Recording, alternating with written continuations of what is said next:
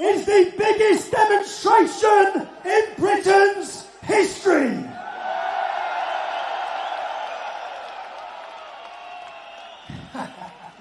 Turn to the person next to you. Shake their hand. Greet them. Give them a hug. The Westminster Machine, Power, Betrayal, and Britain's Political Theatre.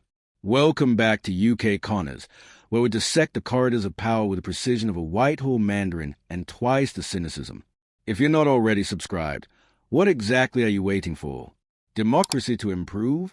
Hit that subscribe button now, because today we're diving into the labyrinthine world of British politics, where betrayal is an art form and loyalty expires faster than milk left out in August. Picture this. It's 2019. Boris Johnson stands triumphant outside Number 10, fresh from his election victory, promising to get Brexit done and unite the country. Fast forward 5 years, and we've witnessed more political drama than a West End revival of Macbeth. 3 different prime ministers, a lettuce that outlasted one of them, and enough U-turns to make a London cabbie dizzy. But here's what the mainstream media won't tell you. This chaos wasn't accidental. It was inevitable. The British political system, that grand old dame of democracy, has been creaking at the seams for decades. We convince ourselves that our Westminster model is the gold standard, the mother of all parliaments. But scratch beneath the surface and you'll find a system so archaic it makes the House of Lords look progressive. And speaking of the Lords, when was the last time you met someone who could explain why we still have hereditary peers voting on laws that affect your daily life? Subscribe if you think it's time we had that conversation. Let's start with the elephant in the room, or should I say, the donkey in Downing Street. The Conservative Party's leadership merry-go-round has been nothing short of spectacular political theatre. Johnson's downfall wasn't just about Partygate or Chris Pincher, though those certainly provided the final nails in the coffin.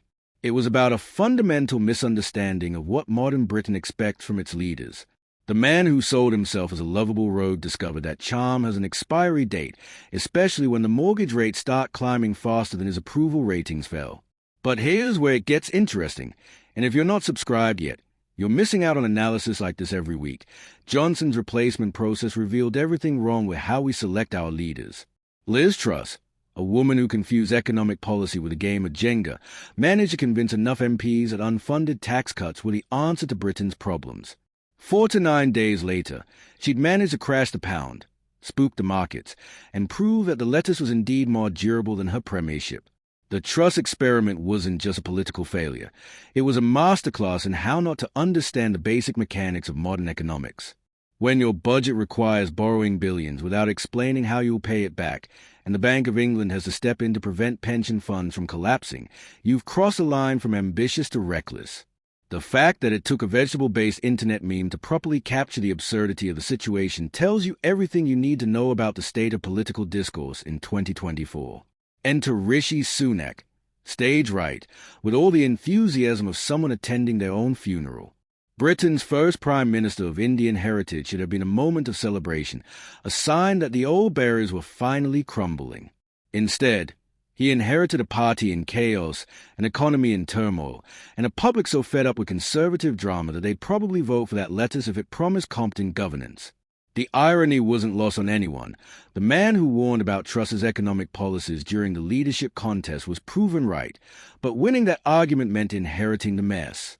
Sunak's tenure has been defined by a curious mixture of technocratic competence and political tone deafness. He stabilized the economy, yes, but he also managed to make fundamental errors that suggested he'd never quite grasped the art of political communication. The D-Day commemorations debacle, where he left early for a television interview, wasn't just bad optics. It was a perfect metaphor for a leader who seemed more comfortable with spreadsheets than with understanding what moves the British public. And if you're enjoying this deep dive into political psychology, make sure you're subscribed, because we're just getting started. The Labour Party's response to this conservative implosion has been fascinating to watch. Keir Starmer has perfected the art of looking prime ministerial while saying as little as possible. It's a strategy that's working. Why interrupt your opponent when they are busy destroying themselves? But Starmer's caution reveals something deeper about modern British politics. We become so traumatized by chaos that boring competence now looks revolutionary. Gone are the days when Labour leaders could inspire crowds with soaring rhetoric about social justice and economic transformation. Starmer's Labour is ruthlessly centrist, professionally managed, and about as exciting as a parish council meeting. The purge of the Corbynite left wasn't just about electability. It was about fundamentally redefining what the Labour Party stand for in the 21st century. Whether the sanitized version of social democracy can actually deliver meaningful change remains a billion-pound question. The real story, though, isn't about individual politicians or even political parties. It's about the system itself. British politics has become performance, a carefully choreographed dance where the steps are predetermined and genuine surprise is actively discouraged.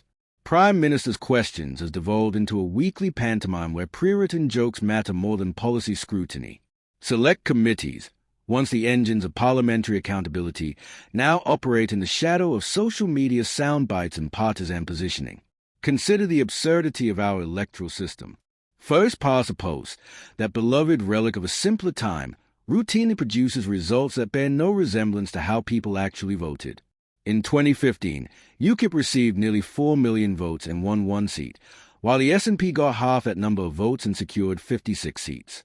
We accept this mathematical nonsense because we're told it produces strong governments, but the last decade has shown us exactly how strong, meanwhile, continues its stately progress towards complete irrelevance. A second chamber stuffed with party donors, retired politicians, and yes, still some hereditary peers, rubber stamping or occasionally delaying legislation with all the democratic legitimacy of a village fete committee. The fact that we're still having debates about reforming this medieval hangover in 2024 tells you everything about our appetite for real constitutional change. But here's what makes this all the more frustrating, and hit that subscribe button if you agree. We know how to do democracy better. Scotland's additional member system produces parliaments that actually reflect how people voted. Ireland's citizens' assemblies have tackled complex social issues with more wisdom than our professional politicians have shown on far simpler matters. Germany's federal system provides stability and representation that makes our winner-takes-all approach look primitive. The media's role in this democratic decay cannot be ignored. British journalism has bifurcated into partisan cheerleading and performative neutrality, with precious little space for the kind of rigorous analysis that democracy requires. The right-wing press has become an extension of conservative party messaging, while progressive outlets often seem more interested in virtue signaling than serious policy discussion.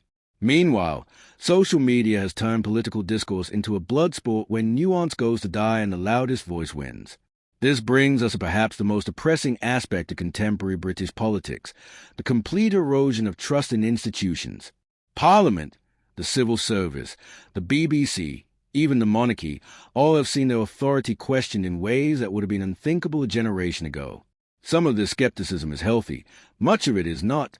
When people lose faith in the basic machinery of democracy, they start looking for alternatives that history tells us rarely end well. The Brexit referendum perfectly captured this institutional collapse. A complex constitutional question reduced to a binary choice, fought with lies on both sides, and decided by the narrowest of margins. The aftermath, years of parliamentary deadlock, constitutional crises, and economic uncertainty, showed what happens when you try to resolve fundamental questions about national identity through the blunt instrument of direct democracy. The fact that we're still arguing about Brexit's legacy tells you everything about how poorly we handle the most important political decision of our lifetimes. Young people, in particular, have been failed by this system. Priced out of housing markets by policies designed by and for older homeowners, saddled with student debt that previous generations never faced, and watching as climate change accelerates while politicians debate the cost of action versus inaction. Is it any wonder that voter turnout among under 35 continues to lag? The social contract that underpinned British democracy, work hard, play by the rules, and you'll get ahead, has been broken, and no major party seems willing to acknowledge the scale of the repair job required. The irony is that Britain still has enormous soft power and influence. Our universities are world-class, our cultural exports dominate global entertainment, and London remains one of the world's great cities despite the best efforts of successive governments to undermine it. But politically, we become a cautionary tale, a reminder of what happens when you mistake tradition for wisdom and confuse stability with stagnation. So where does this leave us as we head into the next phase of British politics? The Conservative Party faces an existential crisis that goes far deeper than electoral defeat. They've lost the thread of what modern conservatism should look like in a country where the median voter is a mortgage-holding millennial worried about climate change and childcare costs. The old coalition of free market economics and social conservatism no longer makes mathematical sense in a Britain that's more diverse, more urban, and more socially liberal than ever before. Labour, meanwhile, may win the next election by default, but winning and governing are different skills entirely. Starmer's caution may be electorally wise, but it's unclear whether his risk-averse approach will prove adequate to the scale of challenges facing the country. Constitutional reform, climate action, economic inequality, these aren't problems that can be solved with managerial competence alone. And if you're still not subscribed, what are you waiting for? We're about to enter the most consequential period in British politics since the Second World War, and you want front-row seats to this analysis. The truth is that British politics is crying out for a new settlement, a fresh approach that acknowledges the reality of 21st century life rather than clinging to the myths of previous eras. This might mean proportional representation, an elected second chamber, devolution that actually devolves power, and a media environment that rewards truth-telling over point scoring.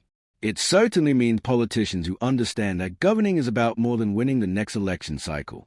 The question isn't whether change is coming, it's whether it will be managed thoughtfully or imposed chaotically. The last decade has shown us what happens when we choose chaos. Perhaps it's time to try something different. The Westminster machine has served its purpose, but like all machines, it needs updating for the modern world. The only question is whether we'll have the courage to switch it off, examine the wiring, and build something better. That's all for today's deep dive into the beautiful mess that is British politics. If this analysis has made you think differently about how we're governed, or if you simply enjoy watching democracy's slow-motion car crash with expert commentary, then subscribe to UK Connors. We'll be here next week, dissecting the next chapter in this ongoing political drama. Because in British politics, there's always another twist just around the corner.